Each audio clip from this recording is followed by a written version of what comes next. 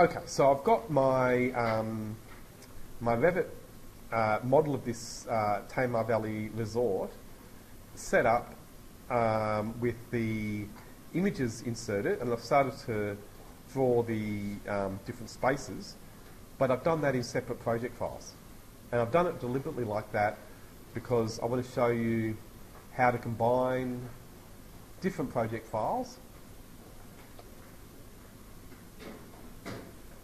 Go away. So I want to show you how to combine different project files into one project file. So here I'm just showing you I've got this file that has just the one hotel room in it, this one here, and then I've got another one which I'll open that has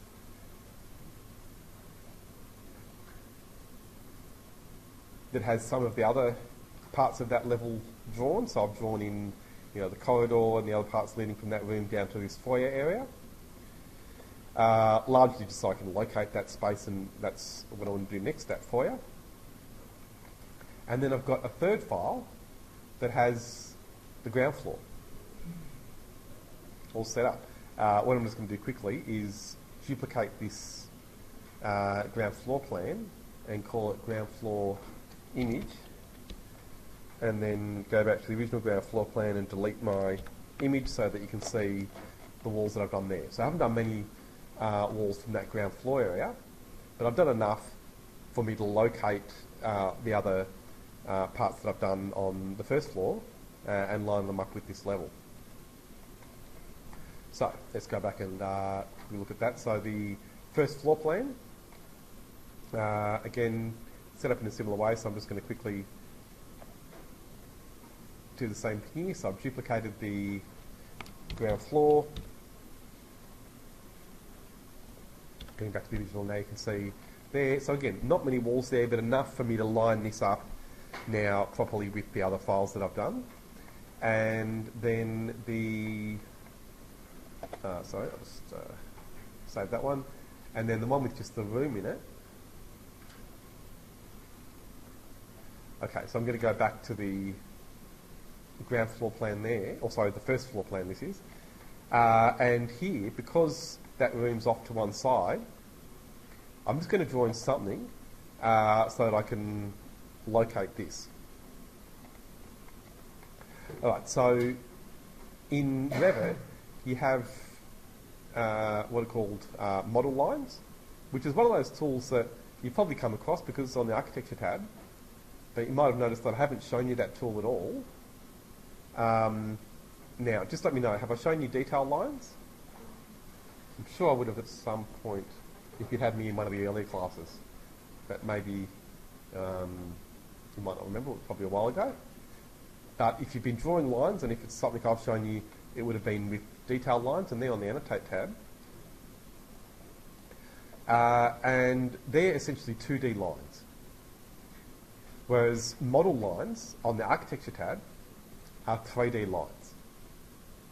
So I'm going to use those. I'm going to draw some model lines and locate my staircase. So I'm simply drawing a rectangle facing over that void where the stair is there. So this is, I'm going to do this in all the projects. So this is in the one with the hotel room. And so now if I go to a 3D view, notice that I can see those lines there. So that's really what makes model lines different to detail lines. You can see the model lines in every view, including 3D views, obviously, as we can see there. So I'm going to save that file. Okay, so the reason I've drawn those lines, again, if you're not sure where they are, so they're just going around that void, and we're going to use that void to line everything up. So essentially the rectangle there that goes around the void, that's going to be our set out point. So I've done that, and again I'll just show you in the 3D view. You can see those model lines there, and that's really helpful. So I'm going to, again, save that file, and then to do the next thing, I need to close the file as well. So a good little trick there, if you ever want to close the file completely in Revit without having to click on all the little grey crosses up in the top right, on the File menu, you can choose Close. And that will close all the open views. And so now, this is my first floor file. So again, I'm going to use model lines and draw over the void of the stairs there. I'm going to try and draw this pretty accurately, so I'm just trying to get the middle of that line. And I won't trace over the walls there. They're fine as they are. So again, now in my 3D view, I can see those model lines. I don't need to draw the two other sides because I've got the walls there to do the same thing. Okay, so again, I'm going to save that file and then on the File menu, close it. And so then on the, this is my original ground floor file. So I've just drawn a few of the walls around that foyer area. And again, I'll go to my version with the image so I can draw in the model lines.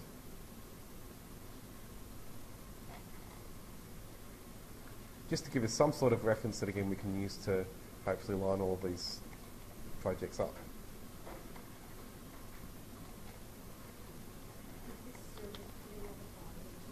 Yeah. No. Yeah. Yeah.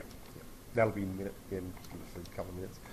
Okay, so I've got my three files, except before I bring in the first floor, I'm just going to fix these walls here because those walls are obviously too high, so I'm just going to make sure they're all finishing at level 1. What's happening there? They must have... the other walls don't go to level 1, so let's see what they're doing.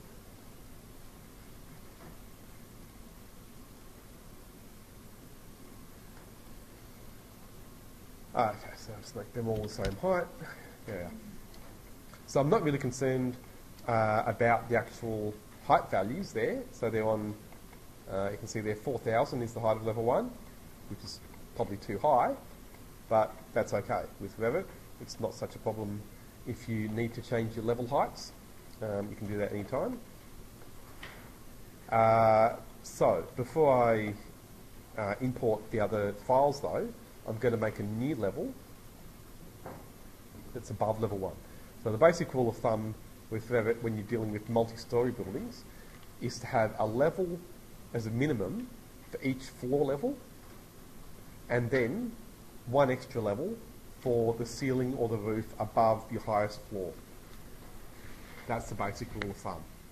Okay, so is this building just 2-storey or is there a 3rd storey? It is just 2-storey, isn't it? Yeah. Yeah. Okay, so we've got the 2 levels there, ground floor and level 1 for our 2 stories.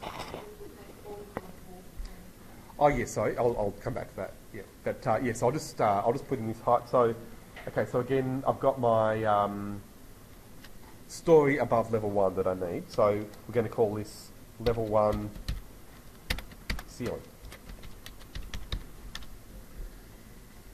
You could actually call it level 1 roof, and that would be just as valid because the pitching point for the roof structure is usually going to be the same as the pitching point for the ceiling.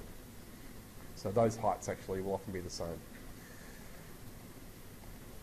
Okay, so I've got my levels, and maybe to make it even easier, I'll make this height 8,000 so that they're the same to begin with. Yeah, so if you do want to check to see that all your walls are the same height, you can just make a window to select all of them and then go to filter to start with. If that option comes up on the ribbon there, you've got the filter button up the top. And then just make sure that only walls is ticked and click OK. And then in properties, you can change the top constraint to level 1. And then if the top offset field below is blank, just click there and type 0 to get rid of any offset values. So you can see there all my walls now reach level 1, and I'll just extend that level out past the walls as well, which is a really useful thing to do. And so, so now it's ready to bring in these other files. Okay, so again, this is the main thing I want to show you. And it works for anything. When you've got things in another project and you want to bring them into a project you're working on, you can go to the Insert tab, and then the trick is to use Link Revit to do it. So if I go Link Revit, and then I'll start with that, the hotel room, and I've saved that somewhere else. Where have I saved it? Oh, this is on the P drive. Okay, no wonder. Okay, so yeah, it's a long drive. That's all right. Yeah.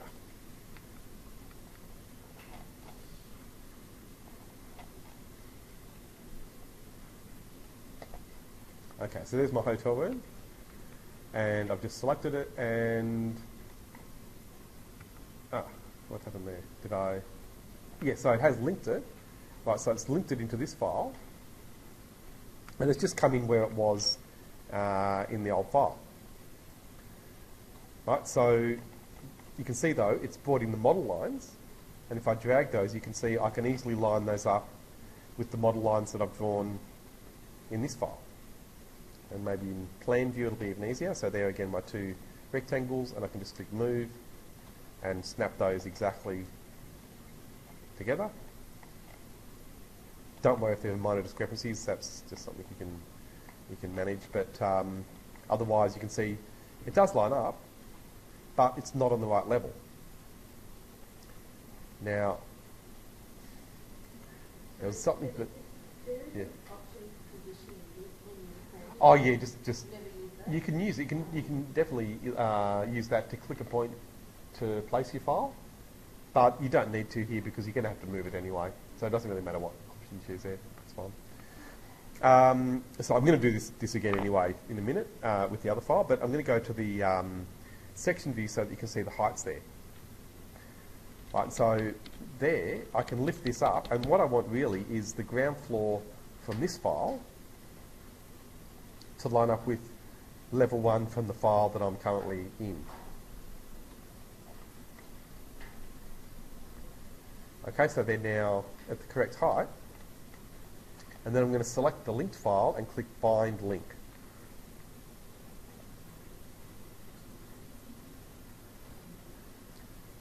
Okay, so again, Bind Link, and now you've got the choice here to include the levels or not. I think it's going to be a bit confusing for you if you do it without the levels on your first go. So probably to start with, always use levels. So tick levels, click OK, and then OK again. There we are. And if you get this message, then just click Remove Link. It's just a technical thing, but do that. And so then what you should see is that it'll change the names of any levels accordingly. So here it's changed that ground floor level to level 3. Right, because if it couldn't keep the same level name, it can't have 2 ground floor levels. So then what we have to do to tie that to level 1 in this file is simply firstly ungroup these. So I click ungroup, and then I can select that level and change the name. But I'm also going to delete level 1 from this project, and then I can change level 3 to level 1.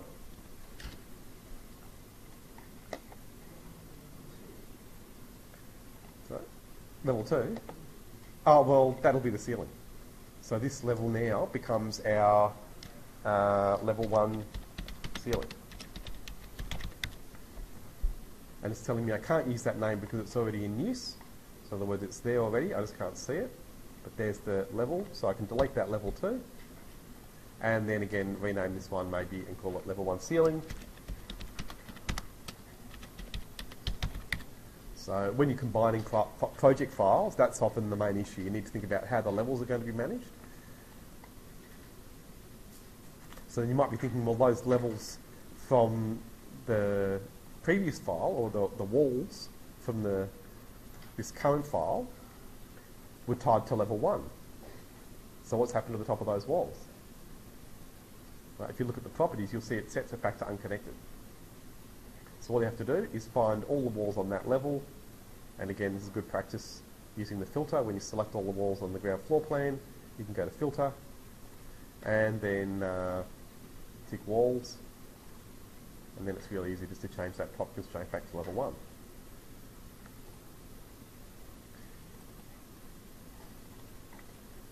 Okay, so there you can see there's my room set out correctly now in relation to the other things I've done on the ground floor. And so then I can get the first floor walls into this file in the same way. So I'm going to go again back to the ground floor plan, should be fine. And then again insert, link Revit,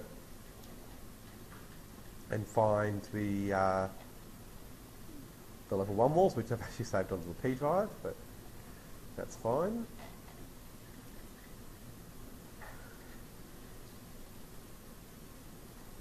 There it is.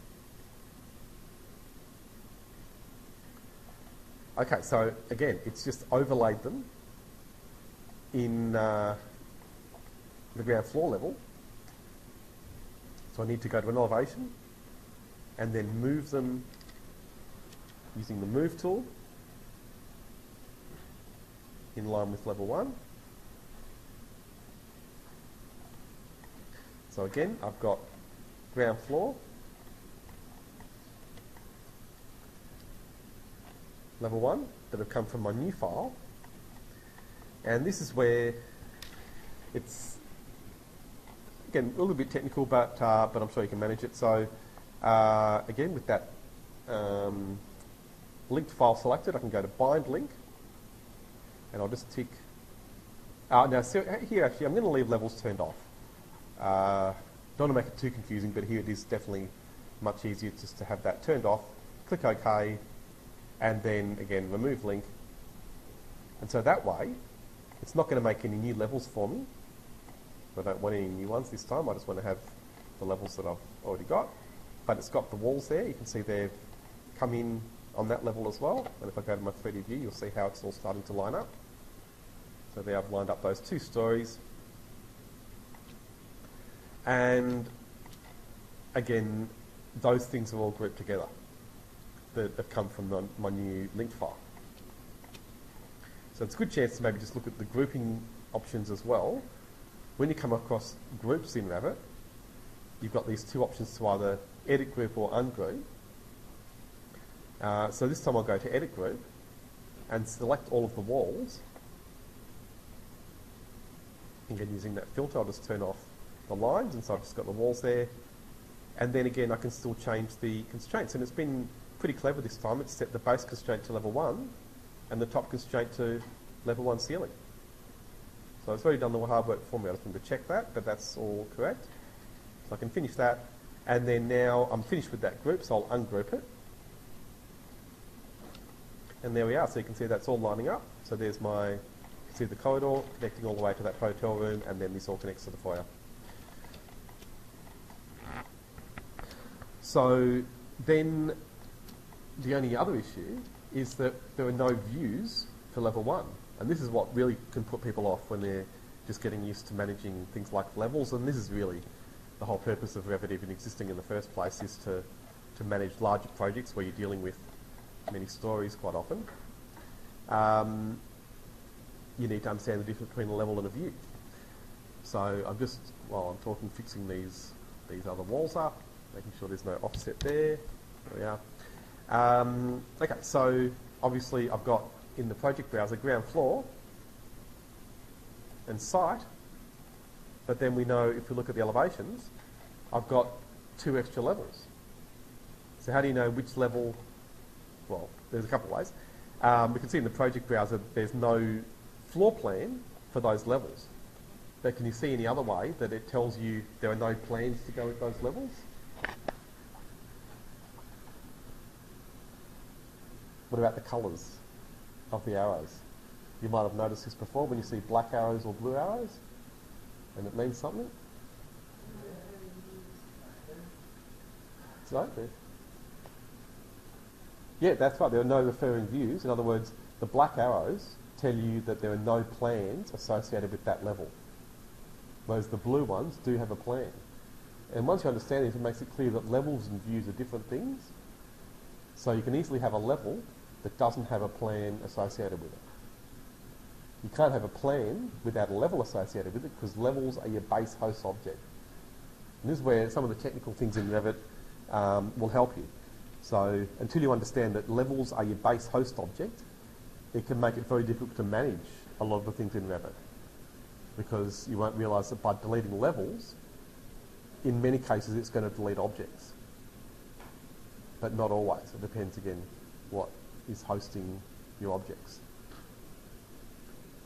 So is it clear that levels host objects? But what else do you think can host objects in Revit? Ceilings, floors, yep, walls, that's right. All sorts of things can host elements. But at the base level, everything is hosted by a level. So, for example, if a piece of furniture is hosted by a floor, that floor is in turn always hosted by a level. So you've got to think about the way levels are managed. Again, you can't have a project without any levels. But again, you can have views, also you can have levels without views. So then, do any of you know how to make a floor plan for levels that don't have a floor plan? It's really easy. Under the View tab, you've got the option there to make plan views. And you'll often need to do this, especially for interiors work. You'll often need to make extra, say, reflected ceiling plans for certain levels and so on, and area plans.